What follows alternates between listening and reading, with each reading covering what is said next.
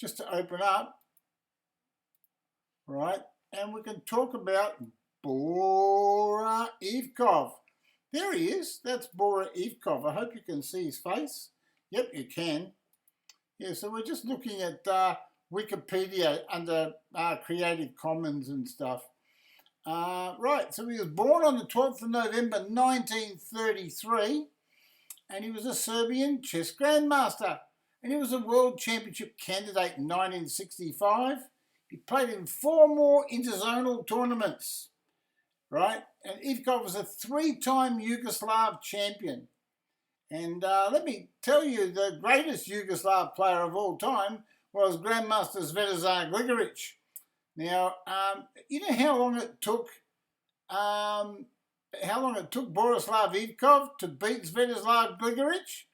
20 years. That's right.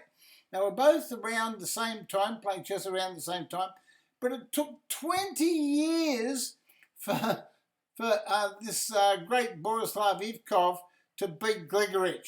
So it shows you how strong Grandmaster Gligoric was, right?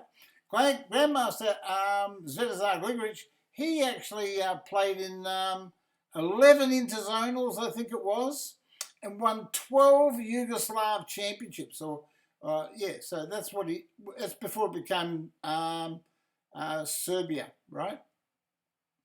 Anyway, he was he had many great wins.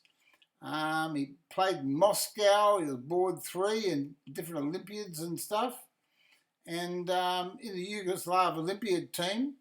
And he often played board 2 in Havana, Lugano, Siegen, Skopje. As a matter of fact, one of the games we're going to look at is will be a game played in I think it's actually in Zagreb. Yeah, so that's one of the games that we'll be looking at.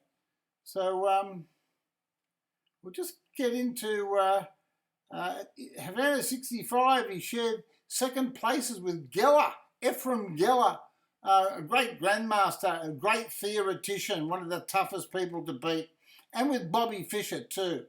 Right, he actually defeated Bobby Fischer at Havana in 1965, and he defeated Bobby Fischer with the black pieces. Right, that's right. Grandmaster Boris IVKOV, he defeated Bobby Fischer, the greatest player that's ever lived, with the black pieces. And Bobby Fischer, he hardly ever lost a game with the white pieces. Very rare. He could go for ages and win so many games in a row with the white pieces. Very rarely did he ever lose a game using the white pieces. So I'm going to show you that game. I'll show you that game. So the first game I'm going to show you is from the Havana, Cuba, round 10, the Spanish game, Roy Lopez, the J.R. Capablanca Memorial. That's what I'm going to show you.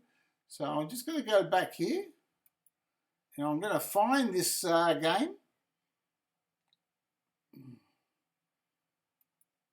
I've got that here. It's on chess.com games. And if you ever want to go into look at the Grandmaster games, if you're a member of chess.com, you can go and have a look at Master Games. So I'm going to get rid of that screen, and hopefully you can see this screen well. Yeah, you can see that okay. I'll try to improve it for you. 1 minute. I'm just going to improve this screen for you, because we'll be showing you 3 games from the great Borislav IVKOV. There he is there. He's playing Bobby Fischer. Right, so we're just going to get back to chess.com. We'll go back to the beginning of the game, and we're going to have a look at this game between Bobby Fischer, one of the greatest players that's ever lived, or the greatest, and Borislav IVKOV. Okay, it was then Yugoslavia. So, wait a second, stop, go back. Don't get too excited. One move at a time. One move at a time. Okay, so it's looks like a king pawn opening. A knight f3 is played. and by Bobby Fischer. And it's his beloved Roy Lopez. We all know that Bobby Fischer loved to play the Roy Lopez. So knight to c6. And you'll see these moves. These are the first three moves that was played by Jan Nepomniachtchi in the current last World Championship against Magnus Carlsen. So it's been around for a long time. It's tried, it's tested. So if you want to play a strong opening that's basically flawless, even the Layla, the computers, the chess engines, they all play this line, right? So this is a very strong line. So if you're going to play chess, try to play like Bobby and the chess engines, right? And maybe you two can make the candidates one day. A6 is played, right? Borislav plays A6. Bishop goes to A4. And we're still following Magnus Carlsen and Jan Nepomniachtchi. Knight F6 is played. Well, Magnus loves this position, doesn't he? Magnus has played this position quite a few times. Castles for white. Bishop E7. We always wonder how Bobby Fischer might go if he was using chess engines. He actually didn't like chess engines, and he thought chess engines destroyed chess. But at that stage, poor old Bobby, he was suffering a bit of mental stress. Rook to E1 was played, defending the E pawn, right? So the rook's defending the E pawn, and because the knight was attacking it, and now black's ready to castle. Okay, he plays B5 first, right? If he castles first, white might be able to take the knight and capture the pawn and hold it. So that's why he kicks the bishop, makes the bishop go back, right? Makes the bishop go back one square, and now he castles. Now this is the key position to the marshal. The marshal that Magnus Carlsen played a brilliant game where he employed the marshal. It was an absolutely fantastic game. I covered it in one of my YouTube videos, right? And yeah, it was a fantastic game where he almost got like a brilliancy prize. It was fantastic, absolutely fantastic game. Where to look up Magnus Carlsen's marshal attack games, right? And then you'll find this game. It's a beautiful game. It's worth looking for. D6 is played by Bora IVKOV. And remember, we're going back to 1965 here, and yet this is all theory, the latest theory. If you wanted to, this is the marshal gambit, right, with D5, and involves sacrificing a pawn, right? Oh, wait a sec. Whee!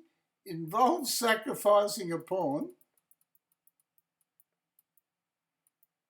Right, so yeah, so you can play pawn here, but involves sacrificing a pawn because white will then, if you do play that move, white will capture the pawn, knight takes, and then knight takes pawn. And we get a whole lot of complications, right? And that's a different kettle of fish. I actually play the marshal attack myself. And I'll tell you a quick story. When I was in Canberra, which is like the capital of Australia virtually, there was a tournament there run by a big builder. His name was Eric Dobell. And I've even got a book on it here. It's called the Dobell Cup. You can see Grandmaster Ian Rogers on the cover. It's a fantastic book. Covers 50 years of one of the biggest tournaments, chess tournaments in Australia. Absolutely fantastic. Anyway, as it was, I actually ended up playing this bloke called International Master Hazai. I had a game against him.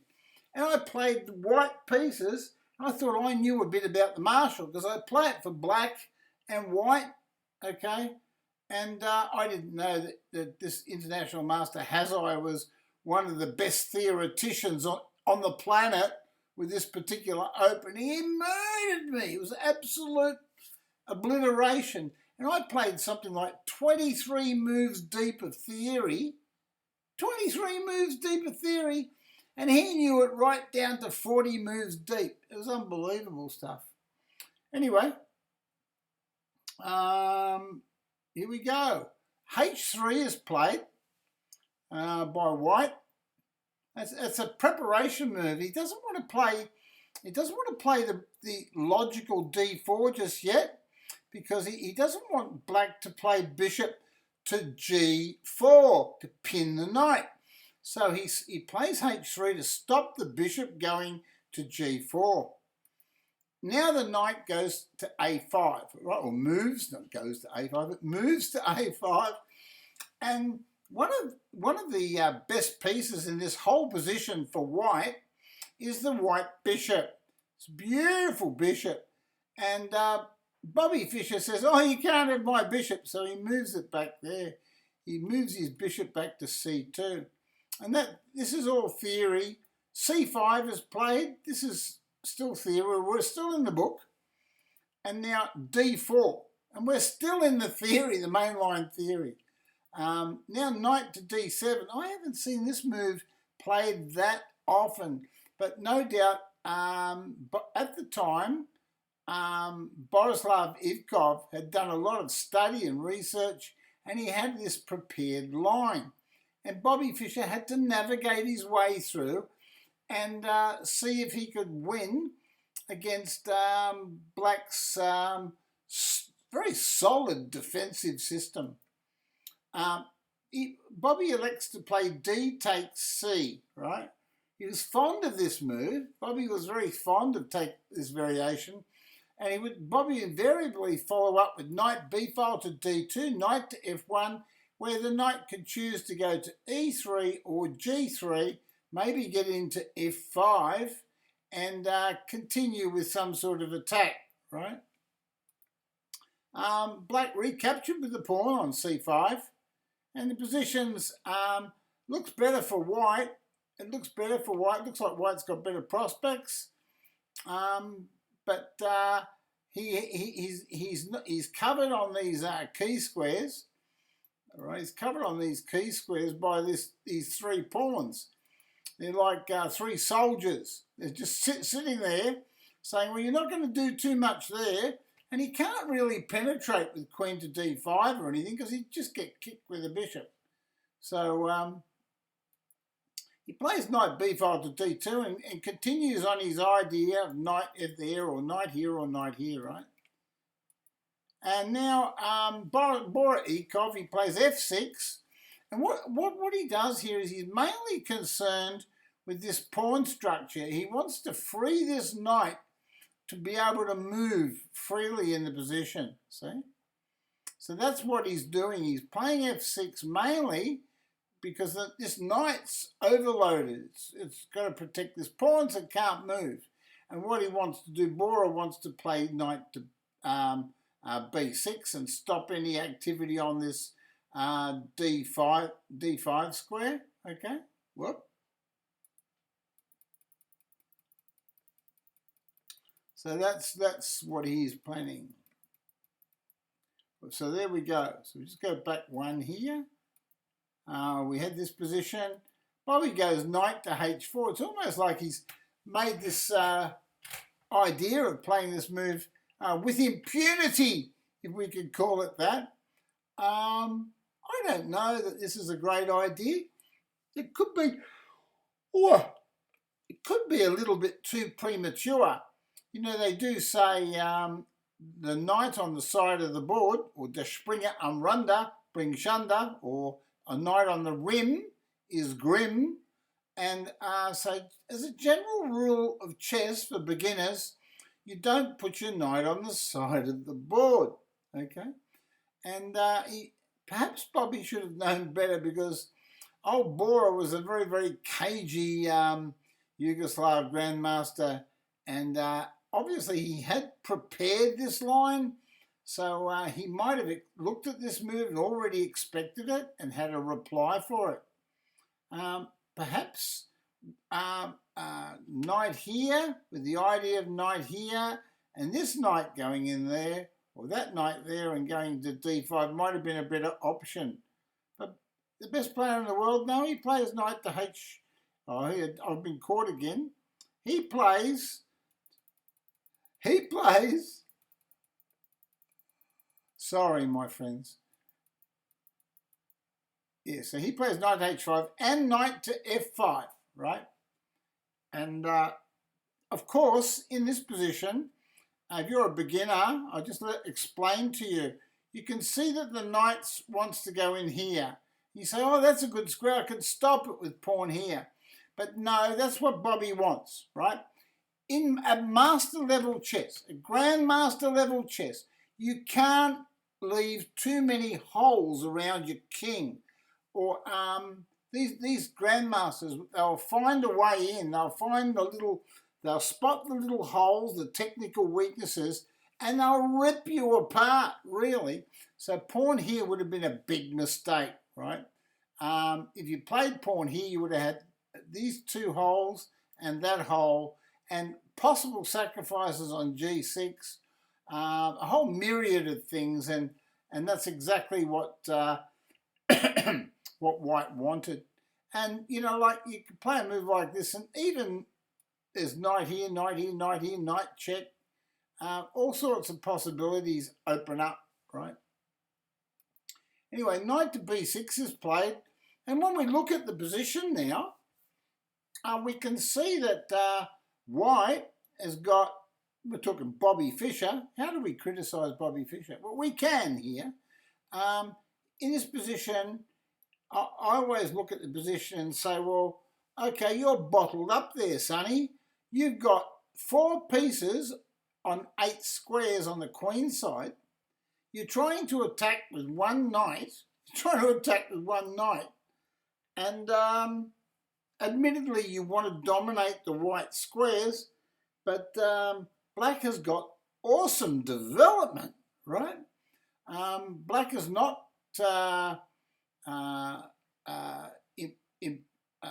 black is not stopped in any way from developing his pieces on very active squares. And he's only going to make one move, like bishop here, and the rooks are connected and ready to go to the d file and come down this way, right?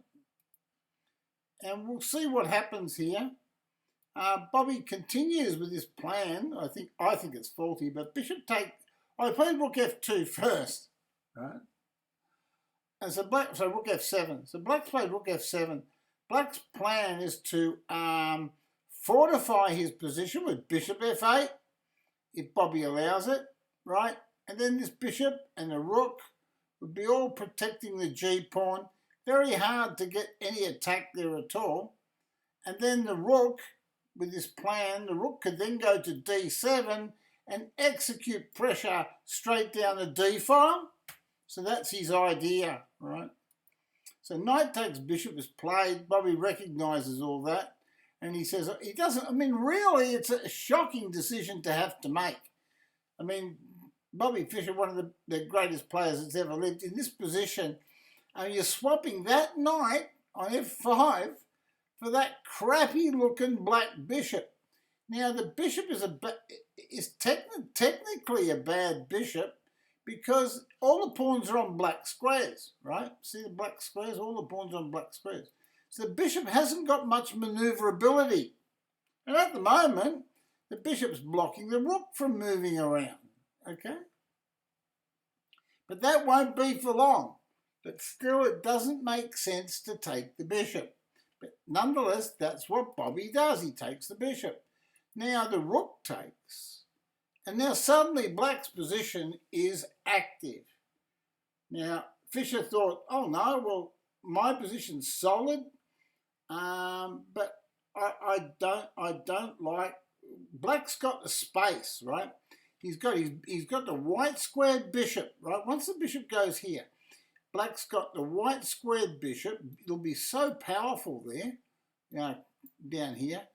And the rook will be going to d2, d7. You might even be able to double the rooks on the open file. Remember, in chess, for beginners again mainly, it's very important to occupy the open file, especially if there's only one, when you've got major pieces on the board, such as castles and queens. doesn't always apply, but as a general principle, it's the right idea. Queen to f3. Now, what Bobby wants to do is he wants to occupy squares that he's played for. Bobby's saying that my pawn structure is fairly solid. They're almost in all the original positions here. And he's saying, now I could play knight here and knight there or here and just slowly beat you, Mr. IVKOV. Because Bobby Fischer used to always beat IVKOV. He did.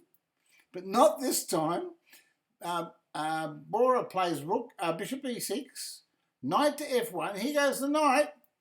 Rook to d7, knight to e3. Now, can you see what Bobby's trying to do to Bora? What he's trying to do is this. What he wants to do is he wants to put this knight over here, and you can't take this knight because you'd be facing this powerful bishop.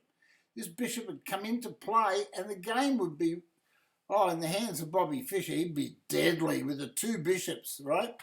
Remember, we've got old school Bora IVKOV, Grandmaster Bora IVKOV, versus modern theoretician and one of the best calculators of all time, Bobby Fischer. And we've also got a semi-closed position. And in a closed position or semi-closed position, it doesn't always apply, but usually the knights are at least equal to or better than the two bishops, right? Now here we have a classic position where white's got the two bishops and black has got the two knights and one bishop, okay? So Bobby's idea is to try to lure Bora into capturing his knight, and I don't think Bora will be in that, but we'll see what happens. C4, right? Can you see what Bora's doing now? What he's doing is he's saying, hey, Bobby, I might come here with my knight, I might play knight here, and put a knight on d6 and choke you to death, right? That's what he's saying. Knight to f5 is played. Bobby's looking for little tricks like queen to g4, maybe a knight check or something like that. I don't know what the time controls were like at this time. I'm imagining that Bora IVKOV, he's rated 2,428 when he plays this game, you know. Only 2,428. Bobby Fischer, when Bobby played this game, he was 2,780 rating. Nearly 2,800, right? So even at this stage, back in 65, remember he won the world title at, was it 72?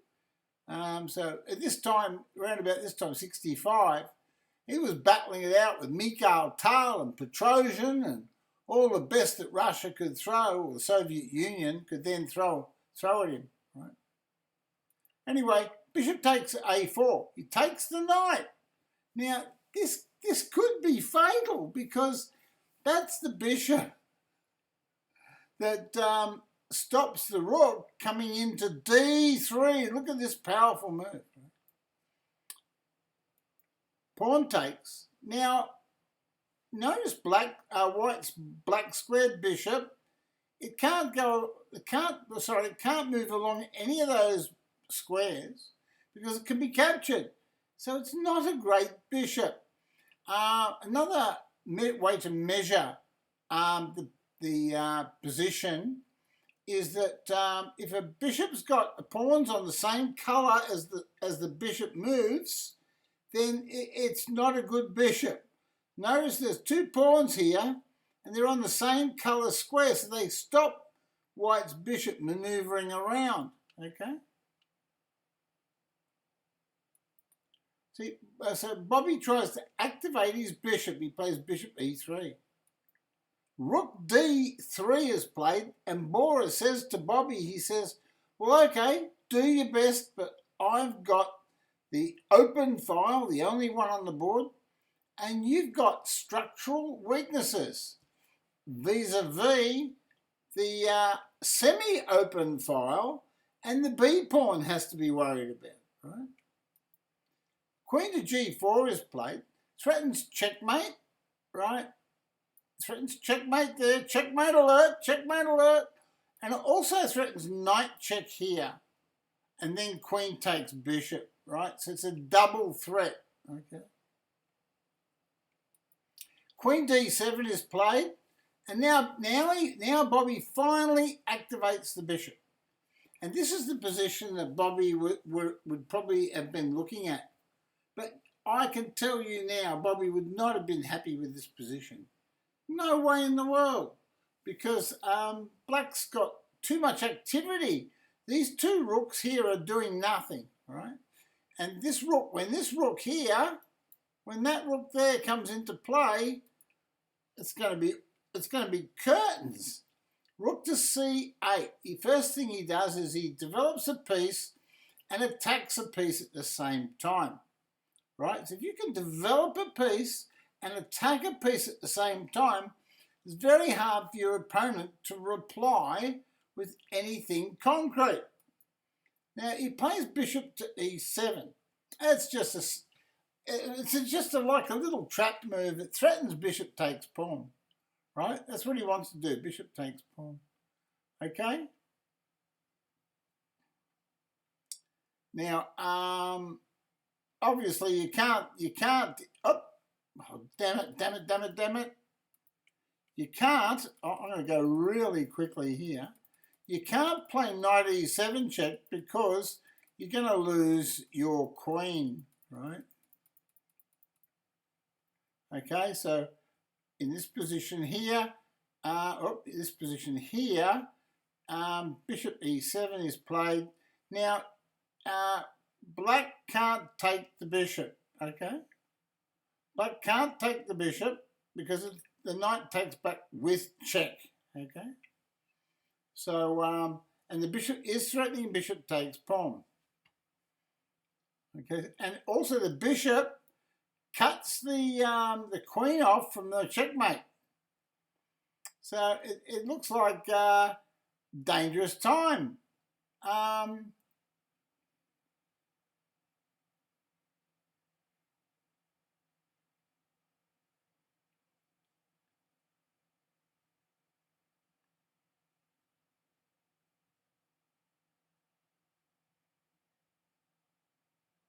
Now, if in this position, if you played, say, G6, oh, damn it. If you played, I can't show you on this board. Sorry about this. This is a chess.com analysis board. But it won't let me do what I want to do. I want to show you a very sneaky variation. All right. Like, say, for instance, we know that the knight is pinned, right? If Black plays pawn to G6, the knight can check, right? It can check. And it could be very, very dangerous. So anyway, what Bora decides is he decides to take the knight. The queen recaptures. You think, oh, but you can take the bishop. No, you can't take the bishop because the queen would take the rook with check, right? So it's at this stage that with all the spatial advantage, that Bora IVKOV decides, I'm going to just play knight to C6.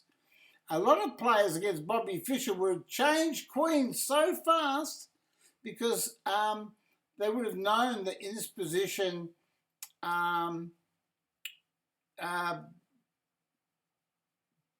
Black's got a tremendous advantage in position with the open file, the main open file, and now with knight C6, Bobby can't avoid the exchange of queens, right? Because he can't move his queen anywhere because queen takes bishop.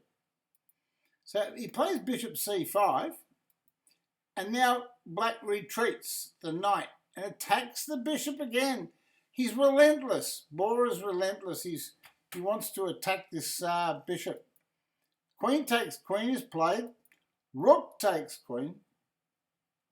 And now still Bora controls the open file. Bobby's managed to get his bishop active. These two could be in time trouble now, I don't know. But rook here is played. Now rook to d6. This is the key move. The key move in the position because the bishop is still attacked. Right? A bishop moves back to hold the b pawn. Knight c6 is played. And you can see, you'd think that in this position, rook takes rook would be the only move. He takes it. Pawn takes. Now he attacks the pawn. And you would think, oh, hold on a minute. Well, surely white must be good here. But it's not the case. Rook protects the pawn. Okay. King there. And now g6. Right. Okay. What he wants to do is he wants to push this pawn and connect the pawns. So there are two pawns here, right? And it's an excellent move. It's an absolute star move, right? G4 is played by Bobby, and he ignores it. I wonder if Borislav IVKOV saw this and thought maybe Bobby can't even see it. He might be tired or something. I don't know. But pawn takes, and now Bobby thinks, well, I've got to take the extra material. If I don't, he will take me. And now the seal of the deal, right? This is it. These two pawns are so powerful now. And this is a case of the bad bishop. Remember I mentioned about the bad bishop and these two pawns being on the same colour squares as this bishop. And I said, this is going to hurt him. It's going to hurt Bobby. Bobby played king to e1. Knight goes up. Now he's just threatening a knight check. He played bishop there. He doesn't want the knight to go to c4. Knight checks is played. Now king f1. Well, Bobby's on the ropes. He can't play a rook move anywhere. The pawn could queen. And really, this pawn's going nowhere. There's a king there to stop that pawn. And this pawn's not a pass pawn. And these two pawns are all tied up. So, yeah, so those two pawns are all tied up. So, here we go. So, right, here we are, king there. So, king to g2 Bobby plays.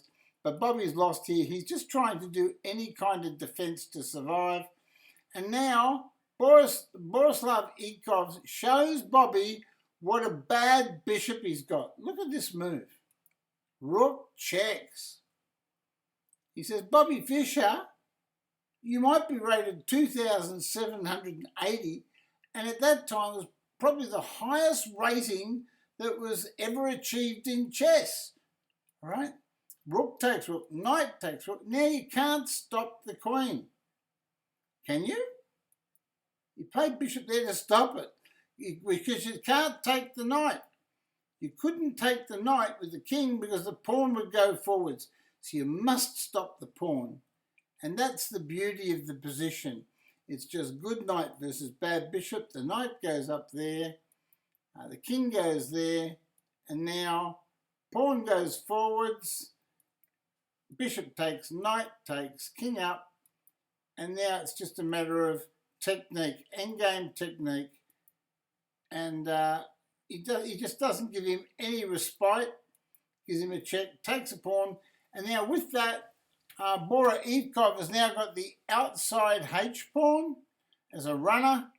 And the game is basically over. King there, knight there, king takes pawn, knight there. And that's the end of the game. And the great Bobby Fischer, soon to be, just a few years from then, the greatest player that ever lived. The great man that was the fear of the whole old Soviet system, chess system. He was just beaten by 2,428 Borislav IVKOV, the Grandmaster from Serbia. Hey, listen, I've got another game for you. Now, this is another one of IVKOV's games. And what we're going to do is we're going to look at, this is going to be a good one. This is Borislav IVKOV against Anatoly Karpov. That's right, you've got it. We're talking about Anatoly Karpov, one of the greatest players that's ever lived.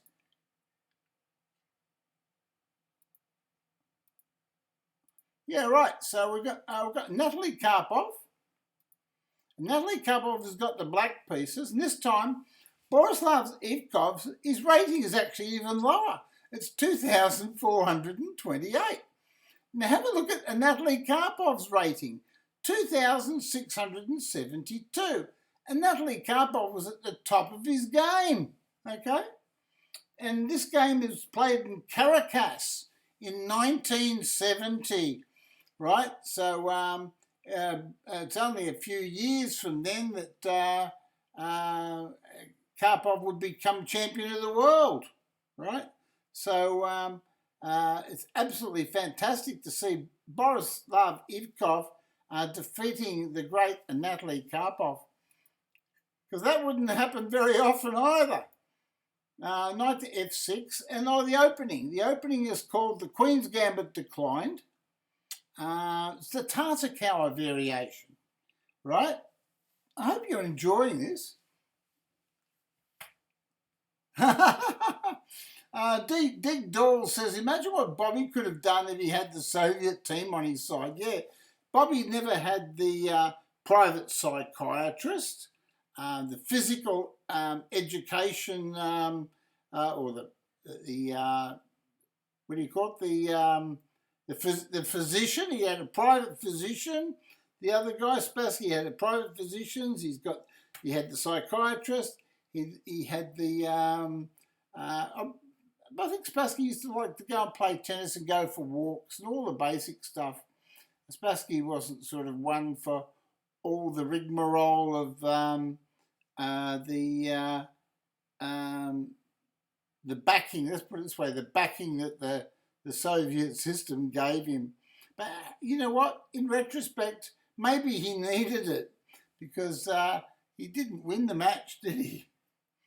Right. So e6. I'll go through this a bit quicker. And this is the mark of the opening, right? The Queen's Gambit Decline, the Tartakower variation. Bishop to g5, okay? So white, Boris Spassky used to like to do that too. I can remember one of Boris's games where he did that. Because he was an attacking player. One would... Anatoly Karpov was known as, like, he was the boa constrictor. Anatoly Karpov would circle you with all these pieces and just slowly crush you to death. So I think he used to have a nickname like the boa constrictor. H6, bishop to H4. But I thought it was very colourful at the time. I was looking, what was I this time? This was in 1970. So I was only 18 years old. I only been playing chess for 4 years. But these guys, Karpovs and Bobby Fischers and IVKOVs and Svetozar, Gligoric, Bent Larsens, Mark Taimanov. These were all really colourful figures to me as a young man. I thought it was just absolutely fantastic. What I used to do is I used to get the old Russian championship books, right? Used to have these thin little books, and they used to have all the games of all the Russian grandmasters, and I used to play through every single one of them. There was Furman and a whole lot of other ones, and it's just unbelievable period of wonderful chess development without computers too. So yeah, if you're a lover of computers and that, or you're not a lover of computers, it's just such a wonderful period. Anyway, bishop d3 develops his piece. Now, Anatoly Karpov just plays bishop b7. Castles. C5. This is a very important move. This is for beginners here. I just want to explain. It'd be very, very bad for you to develop your knight like that and block your bishop, and then your pawn here could come under attack after rook here, some sort of attack on the c file. So what Karpov, being the expert super grandmaster that he was, he plays c5, and the whole idea is that pawn's protected and it has an influence on the centre, and he's not worried about the central exchanges in the middle of the board. Borislav IVKOV plays queen to e2. He just bides his time and he clears his rooks. Very important. He's cleared the two rooks on the back rank. He probably wants to play rook to d1 here and the other rook to c1 here, possibly opening up the c file, and we'll see what takes place. Pawn takes pawn. So black elects to capture the pawn first. Pawn recaptures, and knight to c6. Now black has completed his development to his personal satisfaction, but rook a file to d1. Now what IVKOV's doing is he's electing to protect his possible isolated d pawn, maybe even thrust it forwards, right? Okay, so what I'm saying is if pawn takes pawn, bishop takes pawn, this pawn could move forwards and just open up the position like a wildflower. Knight to b4 is played. White moves the bishop back. Now, you might be worried about this move, bishop to b1. I would be worried in this position about this move, bishop here. Look at that, threatening the pawn and the queen. Look at that move. That's so scary. But let's see what takes place. Pawn takes pawn. Well, you can't take that pawn now, can you? Right? Why can't you take that pawn? Well, it's just, well, bishop takes knight, it smash your king. So if I was playing an athlete Karpov and I was playing the white pieces, I would be terrified, absolutely terrified. But knight to e5 is played, and Bora seems to have a handle on the position. He must have done a bit of analysis, but I think black looks fine. I think black looks better. Rook a file to c1. Now the pawn is held. So that's a real problem.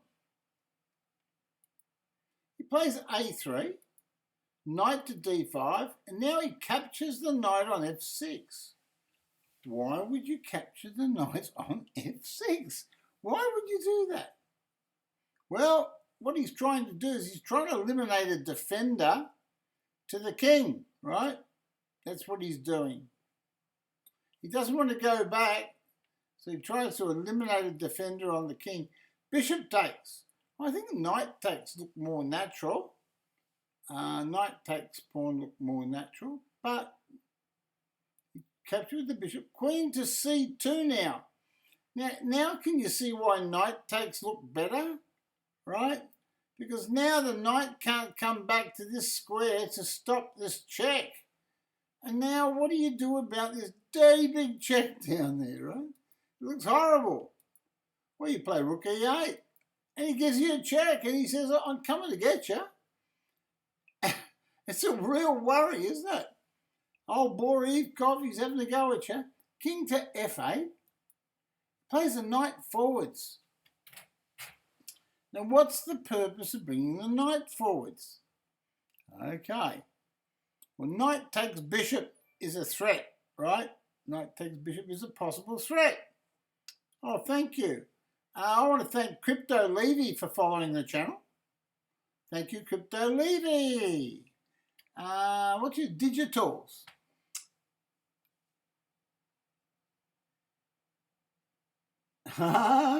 His controversial stuff. Oh, well, there you go. Oh, you got Peter Merrifield has a lot of old Russian magazines.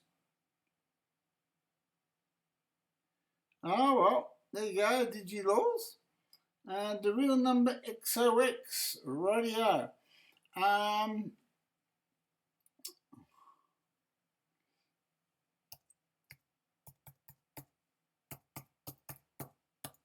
Right. Okay, so here we go. Rook C7 is played.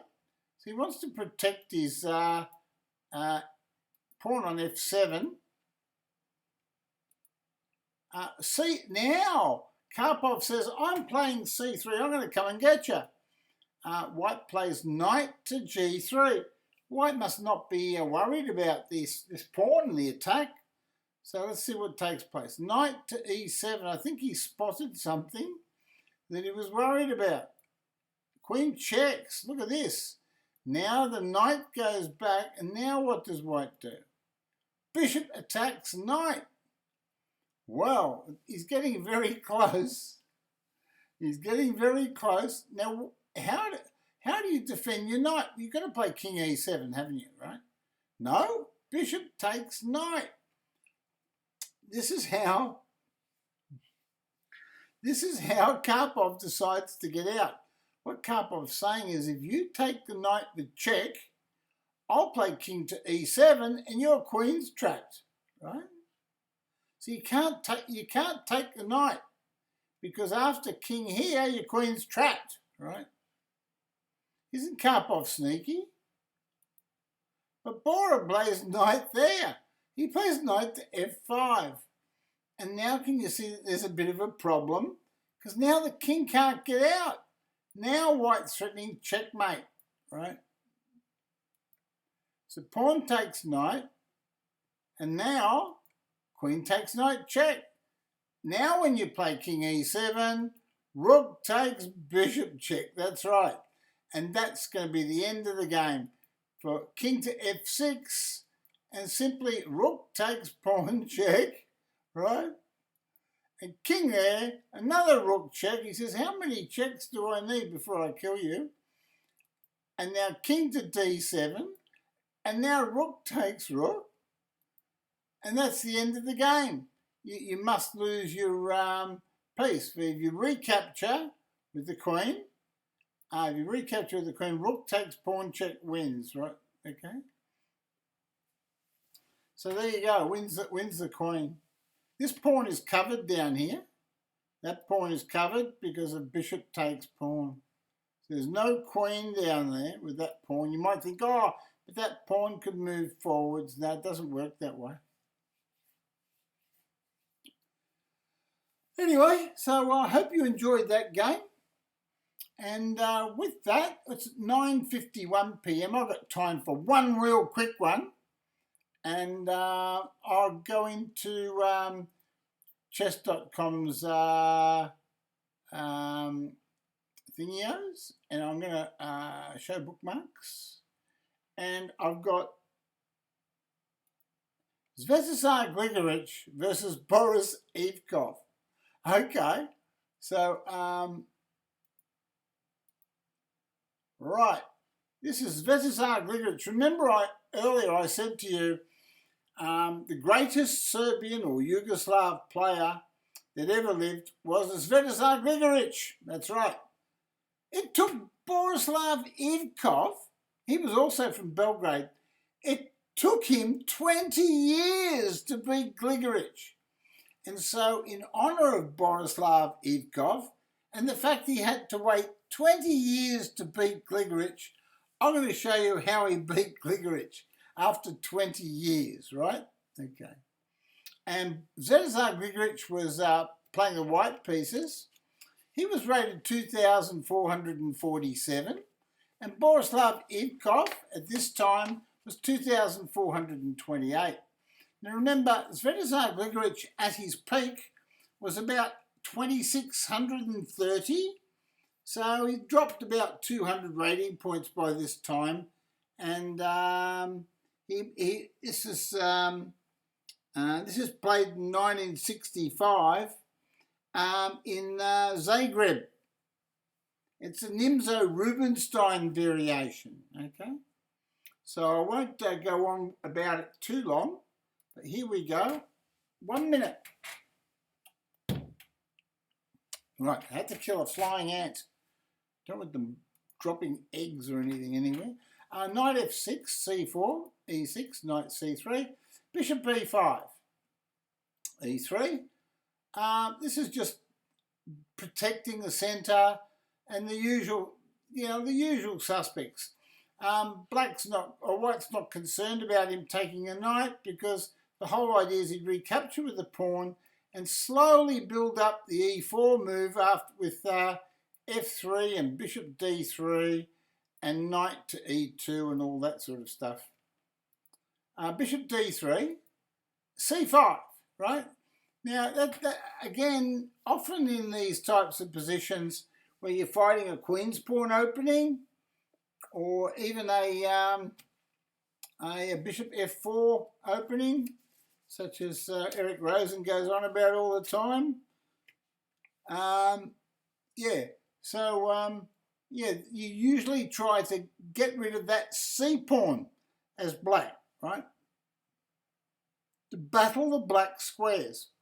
White's playing on the what? See how White's black's black square bishop is contained at this stage. So what Black's trying to do is he's trying to cause as much disruption as possible whilst this black bishop is interred. So knight f3, you develop the pieces. d5. And now what Black's trying to do is he's trying to get thematic development. Right? He's trying to get all these pieces working and giving himself options to take the c-pawn, to take the d-pawn, to gain open lines, right? So he's playing as active as he possibly can, Bora IVKOV. Right, so Svetozar, what does Svetozar do? Knight c6, a3. So Svetozar Gligoric is happy to have the double pawns, but this is a move that's often played here. Bishop to a5. And it was around about this time that this colourful sort of idea was perpetrated. The whole idea is if you say, oh, well, if you're not going to take a pawn, I'll take this pawn, right? But then would come, after pawn takes pawn, then you would come back and actually take the knight and play queen to a5 and hit the two pawns, right? So pawn takes pawn is played. Pawn takes recovers. And now, it's not really convincing. It's not, White's play is not that convincing because Black's got a very strong bind on this e4 square. The whole idea of this opening as White is to try to get the e4 move played by White. So in this position, one might say, well, hey, is Black better? Or has Black got better opportunities? I think a chess engine would like the Black position. Pawn takes pawn is played. Bishop takes knight, takes, and now bishop to g4. He doesn't even bother playing the queen move here, threatening the two pawns. He doesn't even bother about it, right? So he's got another plan. His plan is just to occupy the e4 square. Maybe he can play that at any time. Maybe he thinks he's got plenty of time to do it. c5 is played. Knight to e4. He's going for the king. He's going for the king. Look at this. He's threatening pawn takes pawn, which would be a winning game. And he's actually going for the king. Right? Oh, he's threatening, he's threatening knight takes pawn was a winning game, yeah. He's threatening bishop takes knight and knight takes pawn. So bishop to g2 is played. And now, why can't Black do it? Knight takes knight check. Pawn takes. Bishop to rook 6. And he says, well, bishop rook 6. Bishop to h3 for you guys. Rook 6. Bishop to rook 6. That's a rook square, rook 6. Yeah, so bishop attacking the rook. And now he moves it. And now Svetozar would probably say, well, oh, gee, well, I've got the two bishops, I've got open lines, and surely I can't be losing this position. And white's intention in this position is to play king to h1, right? Rook to g1 and rook to g3 with a big attack on the king side here with the assistance of this bishop, right? But has he got time? Let's see what takes place. Knight goes to e4. Have you ever seen a move like this? You can't play pawn takes knight. Queen checks is threatened. This is the whole point of the position. It's a bolt out of the blue. Knight here. How do you save the position? You can't move your king in the corner now because a knight takes pawn. Check will win the queen. So how do you save the position? Can you see a saving move? Well, the only move to stop the check, I think, is pawn here. Let's have a look. Yes, he plays pawn there. So now what do you do? Queen here. And now he's saying, well, you can take the pawn if you want to, but I just want to play queen takes pawn check. Look at that. Isn't that a strong attack? The queen goes to f3, and now what takes place? Knight there is attacking the queen.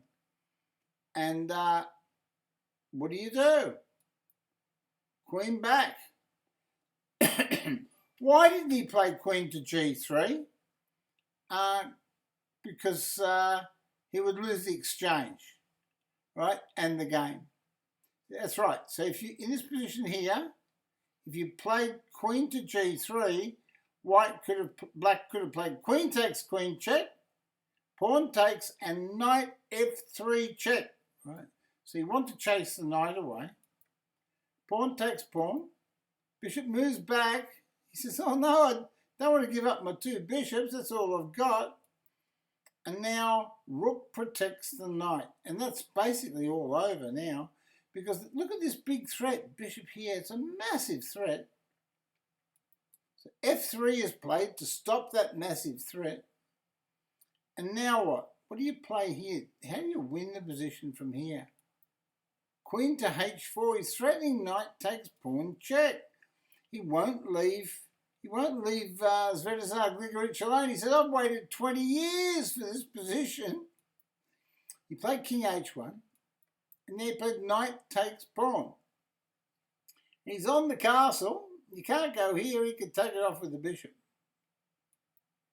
So he moved there, and he said, well, if you take my castle, I can take your queen.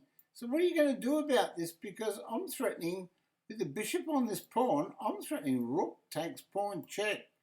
And doesn't it look deadly? So how on earth did Borislav IVKOV win this game?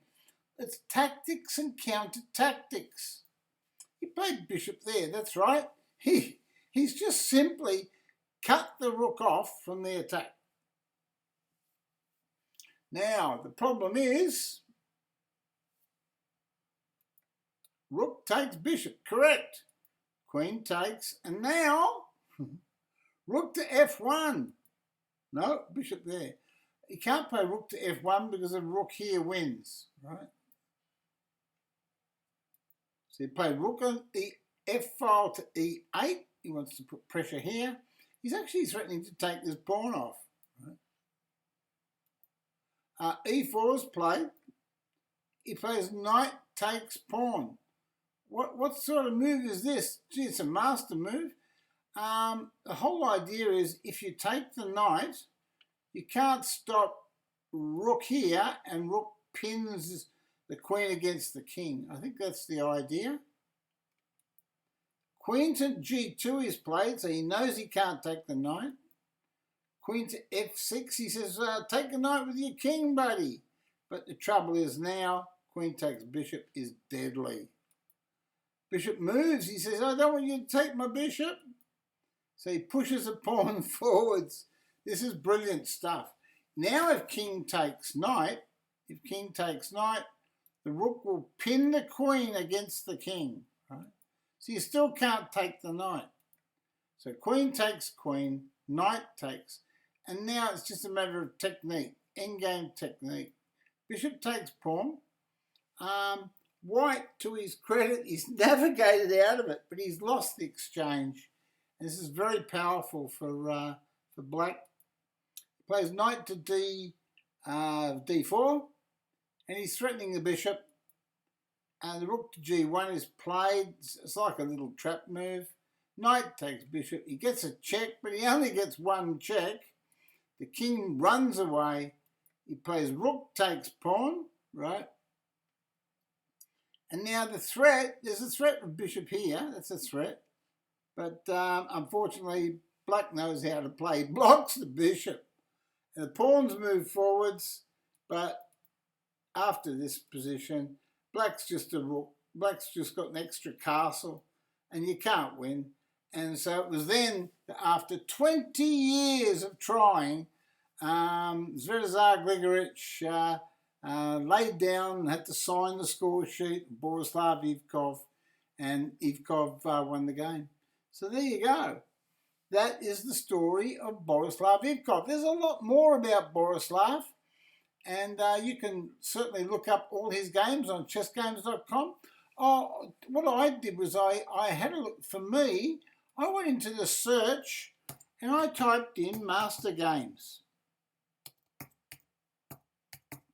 I typed in Mastergames, and here on chess.com, if you go into the search and you just type in Mastergames, you get the chess database of all the greatest players that have ever lived. You can see Garry Kasparov, you can see Bobby Fischer. Yeah, you can see Garry Kasparov, Bobby Fischer, Jose Raul Capablanca.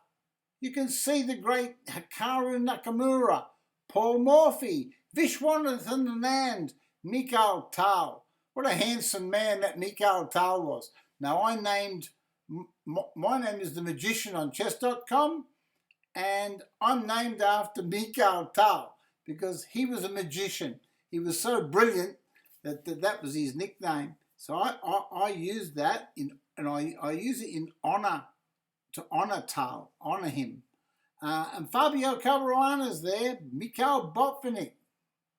We have Judith Polgar, the greatest woman player that's ever lived.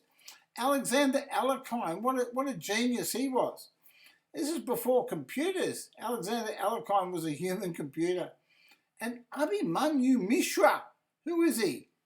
Have a look him up and have a look at him.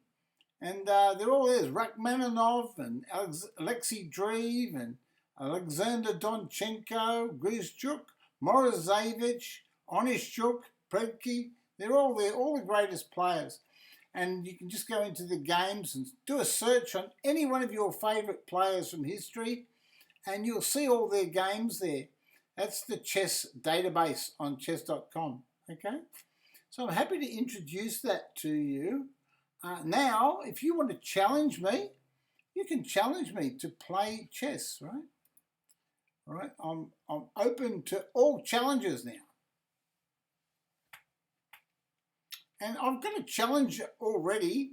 I've got a challenger from Chessmaster 65390. I want to